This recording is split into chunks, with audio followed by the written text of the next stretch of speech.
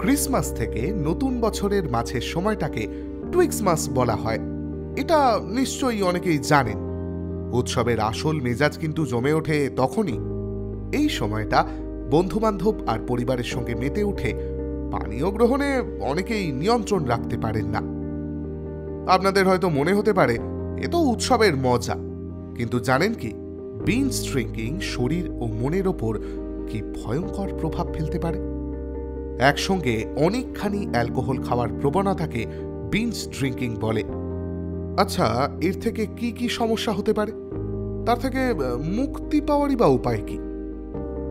Binge drinking সবার আগে ডেকে আনতে পারে লিভারের ক্ষতিকে। অতিরিক্ত অ্যালকোহল লিভারের ওপর মারাত্মক চাপ ফেলে।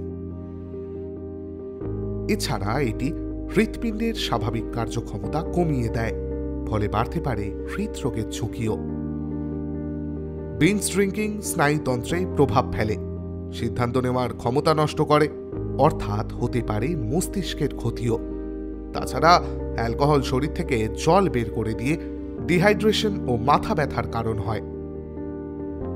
বিঞ্জ ড্রিঙ্কিং এর ফলে সিদ্ধান্ত নেওয়ার ক্ষমতা কমে গিয়ে ড্রাইভিং বা অন্যান্য কাজের সময় দুর্ঘটনা ঘটতে পারে। আপনারা বলবেন, তাহলে আমরা কি করব? এমন উৎসবের মরশুমে কি পানাহার সম্পূর্ণ বন্ধ থাকবে? না, তাহা একেবারেই নয়। বরং মিতাহার অভ্যাস করুন। উৎসব হোক, কিন্তু পানীয়ের পরিমাণে লাগাম টানুন। জল বেশি পান করুন, প্রতিবার পানীয়ের মাঝে 1 গ্লাস জল খান।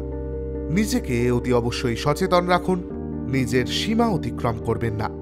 আর মদ্যপ অবস্থায় ড্রাইভিং তো একেবারেই না।